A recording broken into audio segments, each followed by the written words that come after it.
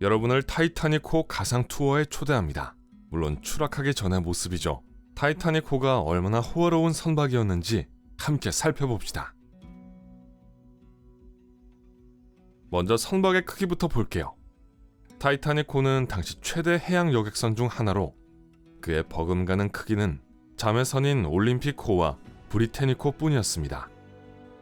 오늘날의 기준으로도 타이타닉은 매우 대단한 크기였어요.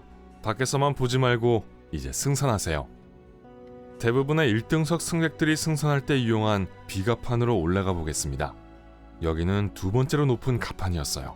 통로는 좌연에 있었지만 출입구는 양쪽으로 서로 대칭을 이루고 있었습니다. 우리는 3개의 문이 있는 입구에 들어섭니다. 오른쪽 문은 개인용 산책로로 통합니다. 이곳은 VIP 승객들만이 편안한 라운지 의자에서 바다 경치를 감상할 수 있는 곳이었죠. 그리고 앞에 있는 2개의 문은 그랜드 스테어 케이스로 이어집니다. 그 모습은 보는 사람들 모두를 놀라게 했는데 그럴만도 했어요. 그 계단은 타이타닉호의 자랑이자 영광이었어요. 이 장엄한 계단은 떡갈나무와 연철로 만들어졌고 정교한 무늬로 장식되었고 모두 손으로 만들었습니다. 계단의 중앙부 장식은 그저 매혹적이었어요. 훌륭한 나무 조각이 된 시계가 있었습니다. 그 위에는 햇빛이 비추는 듯한 착각을 일으키는 아름다운 유리돔이 있었어요. 계단은 다른 갑판으로 이어졌지만 걷고 싶지 않다면 조금 돌아가면 엘리베이터 세대를 이용할 수 있었어요. 엘리베이터는 A갑판에서 E갑판까지 운영되었는데 1등석 및 2등석 승객 전용이었고 3등석은 F갑판 대부분과 G갑판 일부를 차지했습니다. 계단 홀 구석에 있는 4개의 문은 승객용 객실로 이어졌습니다. 놀랍게도 복도는 꽤 좁아서 사람들은 방으로 오고 가다가 다른 승객들과 마주치면 서로 비껴가야 했어요. 한 번에 2사람만 겨우 지날 수 있을 정도였습니다. 입구에서 오른쪽으로 돌아서 복도 중 하나를 걸어 내려갈게요. 보여드리고 싶은 게 있어요. 우선 오른쪽은 연결된 객실 3개로 구성된 거대한 스위트룸 입구입니다. 이곳은 배를 소유했던 화이트 스타라인의 회장인 악명 높은 조셉 브루스 이스메이가 머물던 곳이에요. B52는 그가 손님들을 맞이하고 사업 이야기를 나누는 거실이었고 B54와 56은 침실 그리고 그 사이에 욕실이 있었습니다. 왼쪽과 오른쪽 복도를 따라 더 내려가면 B82의 벤자민 구겐하임을 포함한 다른 저명한 승객들이 머문 곳이 나옵니다. 1997년 영화에 나온 그를 기억하는 분도 계실 거예요. 그리고 복도 끝에 도착하면 왼쪽을 보세요. 익숙하지 않나요? 네, 타이타닉호는 하나가 아니라 2개의 그랜드 스테어 케이스가 있었어요. 하나는 우리가 전에 봤던 선수에 있었고 다른 하나는 선미에 있었습니다. 자, 왼쪽에는 식당 문이 열리기 전에 승객들이 편안하게 기다릴 수 있는 응접실이 있고 오른쪽 문 뒤에는 카페 파리지엔이 있습니다. 식물 덩굴로 장식되고 큰 창문이 있는 이곳은 1등석과 2등석 승객들이 멋진 경치를 즐기면서 다과를 즐길 수 있도록 설계되었습니다. 호화로운 해양 여객선의 많은 혁신 중 하나였어요. 카페 바로 옆에는 부유한 승객들이 식사를 하는 식당이 있었습니다. 전체 좌석은 138석이었고 승객들은 미리 예약할 수 있었습니다. 메뉴판은 입구 바로 앞에 걸려있고 손님들을 위한 외투와 모자걸이가 갖춰져 있어서 쉬는 동안 식당 밖에 외투를 맡길 수 있도록 했습니다. 테이블마다 생화가 담긴 꽃병으로 꾸며져 있었고 손님들이 들어올 때는 웨이터들이 항상 준비되어 있었습니다. 식당 건너편에는 2등석 승객을 위한 출입문이 있었습니다. 그곳에서 여러분은 2등석 바, 화장실, 그리고 큰 흡연실과 큰 산책로까지 갈 수 있습니다. 하지만 입구에서 너무 멀리 가지 마세요. 여기서 한층 더 올라가서 1등석 승객 전용으로 마련된 A갑판까지 따라가겠습니다. 갑판은 크게 3부분으로 나뉩니다. 지금 우리가 있는 곳은 베란다 카페와 팜 코트입니다. 타이타닉호의 자매선에도 비슷한 시설이 있었지만 그와는 달리 이곳에는 날씨로부터 사람들을 보호해줄 지붕이 있어서 승객들은 편안하게 쉬면서 날씨와 상관없이 다과를 즐길 수 있었어요. 생화 화분이 사방에 설치되어 있어서 평화롭고 우아한 분위기가 연출됐습니다. 이 중 미닫이문 뒤에는 1등석 산책로 갑판이 있었는데 전체 배에서 가장 규모가 큽니다. 가장 넓은 부분에서는 10명이 나란히 걸을 수 있을 정도였어요. A갑판 전체를 둘러싸고 있었고 승객들이 대여해서 쉴 수 있는 갑판 의자를 복원하는 작은 공간이 있었습니다. 갑판을 따라 배의 앞부분으로 올라가면 1등석 흡연실을 마주하게 되는데 이곳은 대화를 나누고 휴식을 취하기 위한 거대한 홀입니다.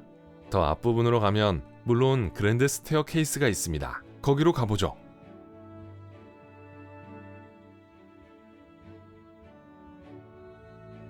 그런데 계단 바로 오른쪽에 선실 입구가 보이네요. 여기에 프란시스 브라운이 머물렀는데 타이타닉호가 침몰하기 전에 선박과 승객의 많은 사진들은 그의 덕입니다. 그는 아일랜드 퀸스타운에서 하선했고 이후 그의 사진을 전 세계의 신문에 팔았습니다. 마지막으로 뱃머리에 더욱 가까운 곳에 프랑스 베르사유의 스타일을 모방한 라운지가 있었는데요. 이 라운지는 반대쪽이 독서와 글쓰기를 위한 방으로 연결되었습니다. 그 라운지는 가장 부유한 승객들이 대화나 사색을 하며 시간을 보내던 멋진 장소였어요. 복도를 따라 다시 뱃머리의 그랜드 스테어케이스까지 내려간 후 갑판 2개를 내려갑시다. 거기에도 흥미로운 것이 있어요. 우리는 C갑판 위에 있습니다. 몇 분 동안 걷는 시간을 아껴서 배 중간 부분을 건너뛰고 제2의 그랜드 스테어케이스로 가죠. 오른쪽에는 1등석 이발소가 있었습니다. 이발사인 아우구스투스 위크만은 침몰 당시 배와 함께 머물렀지만 다행히 나중에 구조됐습니다. 그리고 왼쪽은 하녀와 발레 라운지였는데 1등석 승객의 하인들이 여기서 식사했어요. 승객 시설과는 대조적으로 8명까지 수용할 수 있는 긴 테이블은 장식이 전혀 없어 정말 단순했습니다. 이미 건너뛰기 시작했으니 다시 한번 건너뛰는 게 어때요? 자, 갑니다. 우리는 D갑판으로 순간이동했습니다. 조금 전에 서 있던 곳 바로 아래죠. 1등석 승객을 위한 가장 큰 식사 공간인 퍼스트 클래스 다이닝 살롱입니다.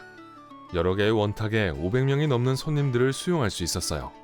아마도 여기서 가장 두드러진 특징은 홀을 세 부분으로 나눈 장식용 기둥과 유쾌한 분위기 연출을 위해 갑판에 포토홀을 덮고 있던 가짜 창문일 거예요. 세컨드 클래스 다이닝 살롱도 D갑판에 있었지만 선미 쪽에 더 가까웠습니다. 거기로 가죠. 긴 테이블이 서로 가까이 놓여 있어서 1등석 식당보다는 조금 덜 고급스러웠지만 하얀 천장과 부드러운 조명과 함께 마호가니 기둥과 가구들이 있어 공간이 넓어 보였어요. 2등석 승객들을 한 번에 모두 수용할 수 있었습니다.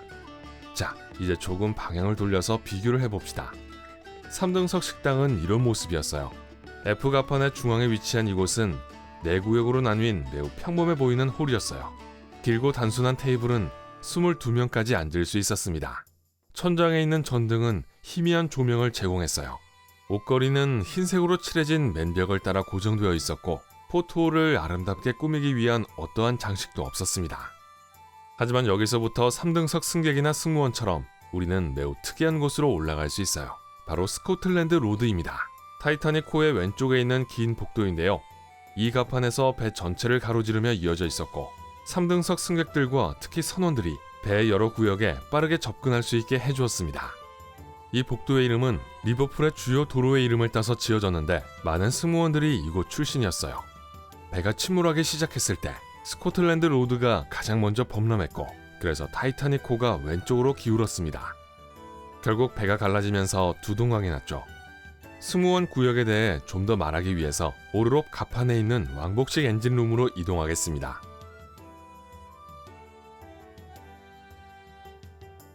타이타닉의 강력한 엔진을 보세요.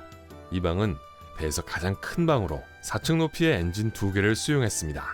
보일러실은 동력이 될 증기를 제공했고 그 수직 행도는 가장 위쪽의 보트 갑판까지 이어졌습니다. 지금 그곳으로 가서 경치를 살펴볼까요? 조종실 외에 보트 갑판의 흥미로운 시설은 체육관이었어요. 여기서 1등석 승객들과 그들의 아이들은 운동을 할 수 있고 재미있게 놀 수 있었습니다.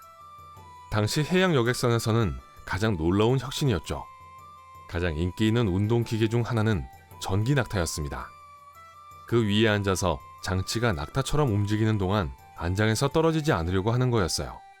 타이타닉의 마지막 순간에 많은 승객들이 구명정에 탑승하기를 기다리며 체육관에 모였습니다.